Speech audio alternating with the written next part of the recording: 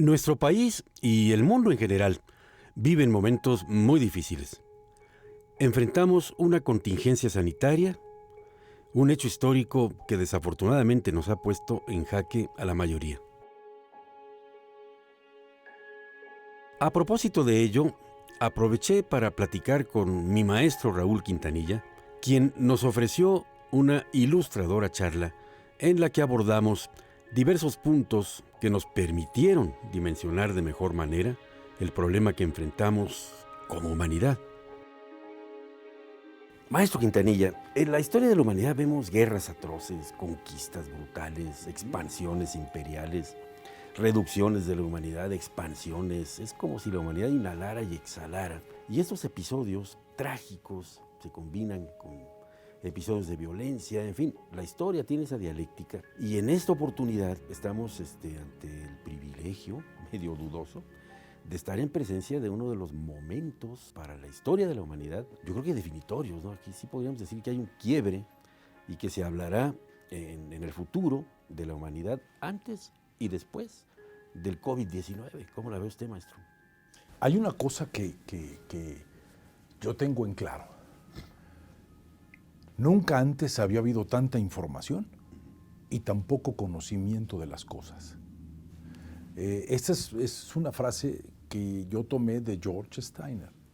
Estamos totalmente inundados en un océano de información, donde parece ser que lo que naufraga es el sentido común. Yo la única diferencia de lo que acaba de decir, yo pienso que este no es un episodio trágico, es un episodio sórdido.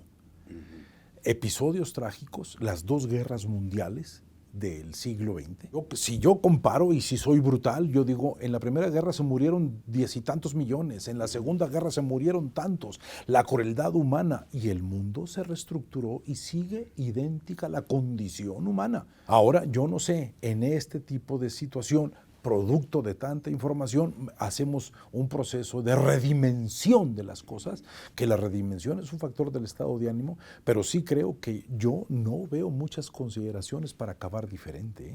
El ser humano está lleno de elementos defensivos, tumbarle eso para volverlo diferente se me hace una labor muy difícil. Cuando la gente decía, está pasando en China, me acuerdo que mi esposa decía, sí, pero entre China y México hay un avión de distancia. Y esa frase me causó mucha gracia. Estamos a un avión de distancia. Tenemos una prueba contundente de la globalización.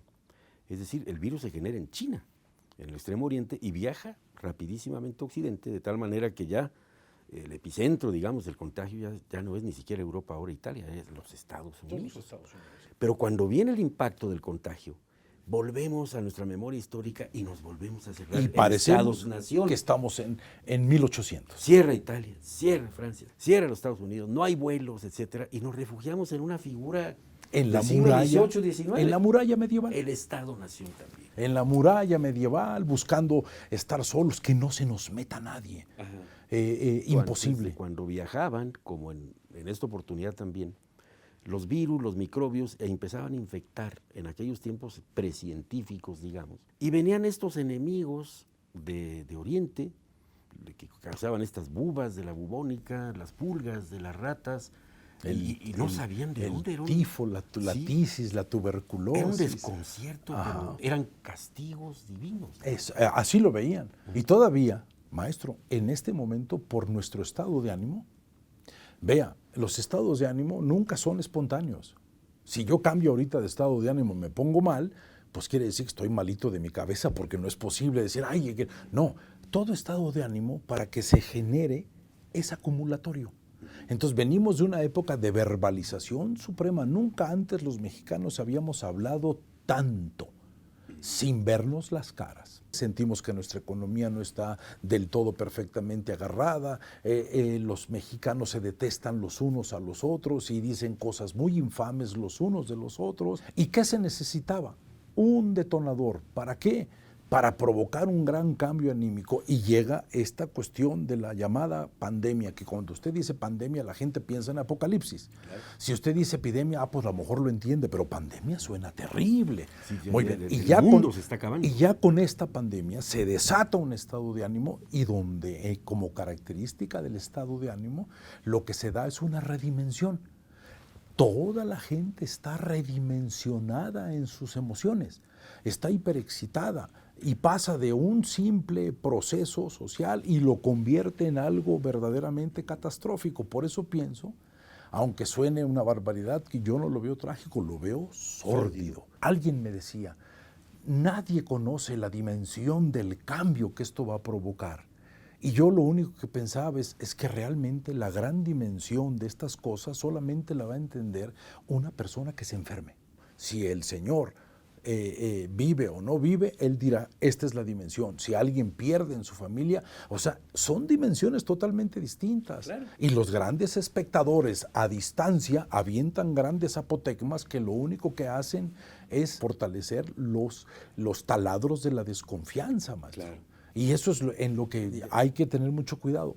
En las epidemias, en todos los procesos de movimiento, en las catástrofes, brincaba un espíritu humano de narrativa distinta, de procesos diferentes, de cambio de civilizaciones.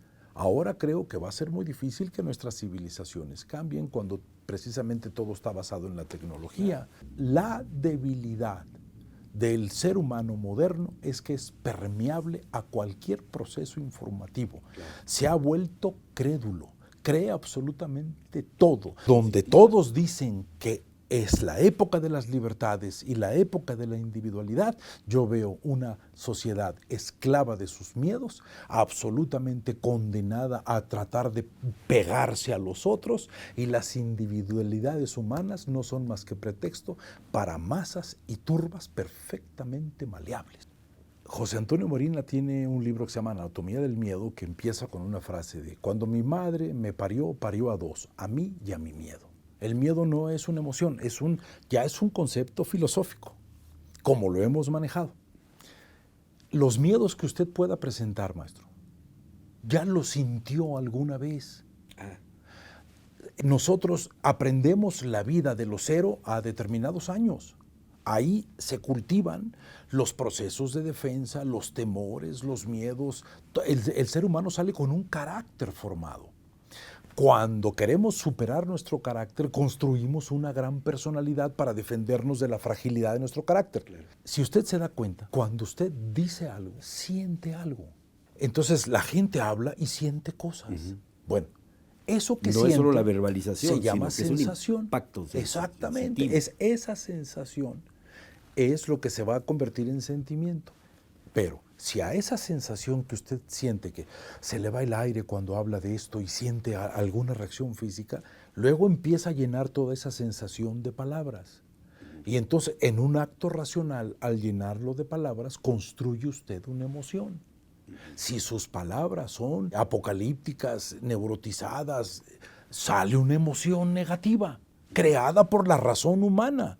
La emoción aparece cuando la razón se quiebra, o puede salir una emoción positiva. Somos una sociedad capturada por sus emociones y no le hemos hecho caso a nuestras sensaciones. Y por estar capturados en las emociones, no paramos de verbalizar, no paramos de escuchar lo que ya escuchamos reiteradamente 384,000 veces. Y uno dice, ya no escuches lo que ya lo tienes aprendido. En ese momento, el miedo está dentro. Entonces, por ahí leí un artículo, creo que fue Pascal Beltrán, que decía que el pánico ha salvado a la humanidad como un resorte de defensa. Uno le huye a lo que ve que está destruyendo, se aleja, se aísla. Mientras el foco de infección esté más lejos, uno se siente más seguro. Mire, el pánico y el miedo tienen una función. Si el pánico lo hace entrar en estado de alerta, el miedo tiene una función creativa y conservadora.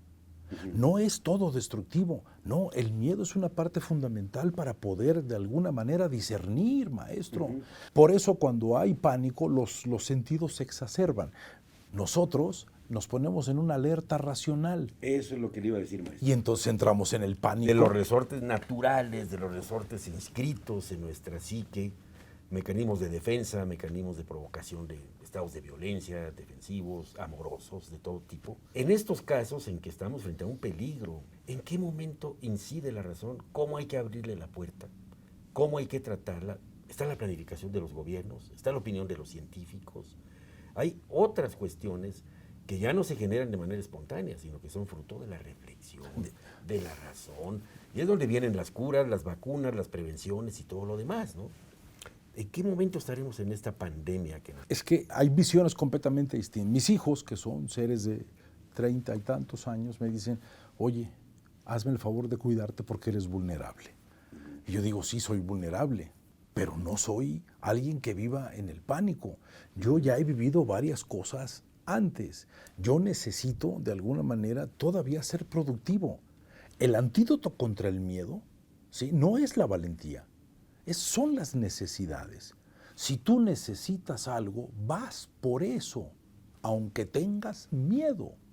Caer en miedos ajenos es quitarte la libertad y te vuelves esclavo de razonamientos que ni siquiera son válidos y son tuyos. Si no vemos al otro débil, si no le tenemos compasión, no lástima, compasión, pasión compartida, si no siento lo que el otro, entiendo lo del otro, si no lo veo como un ser débil igual que yo, no lo voy a cuidar y no lo voy a proteger. La solución es colectiva. Yo tengo hijos y yo espero que si yo veo a alguien en desgracia pueda yo ayudarlo, ¿sí? No defenderme de él, porque alguna vez mis hijos van a necesitar ayuda de otra persona que no sea yo. Ahí entra el proceso de crear el arquetipo colectivo de la compasión humana que ha logrado sacar a muchas civilizaciones de fuertes escollos. Pero ahora hemos perdido la condición humana porque si hemos perdido la mirada y no nos miramos y todo es a través de un aparato donde la gente no sabe quién está diciendo eso, perdemos el más mínimo elemento de conexión emocional. Trate de discutir con alguien en el teléfono, no se cansan, no se callan. Discuta con ellos de frente, son otras personas. Acerca a los lejanos y aleja a los cercanos. Maestro, pues más o menos. Maestro Quintanilla, qué gusto, ¿no? Platicar, conversar con ustedes, pues podríamos seguir aquí por horas, ¿no? Pero creo que las consideraciones que ha hecho usted ahí quedan. Creo que el momento es grave. Creo que tenemos todo como para salir airosos de él. Estar esperando a ver cómo vamos a reinventarnos en el día después. Tener los ojos puestos en que la humanidad tiene mecanismos para aguantar esto y más. Y en concreto nuestro país también, ¿no? Siempre y cuando dejemos en sus partes el resorte el miedo, en sus otras partes la racionalidad y tengamos sobre todo ese sentimiento de solidaridad, maestro, que yo creo que es una salvación colectiva o no lo es. Cuando estamos frágiles y vulnerables, somos más humanos que nunca. Mi querido maestro Quintanilla, ¿es usted un maestro? No, usted, más que yo siempre aprendo de usted y estoy muy honrado de estar aquí con ustedes. Es una forma de referirse a usted, a saludo. Le agradezco muchísimo. No, yo verdaderamente es un episodio muy interesante en un momento definitorio también de la historia de la humanidad, de nuestra historia personal y de la historia de México. Gracias, maestro. No, gracias a usted por el tiempo, por escucharme.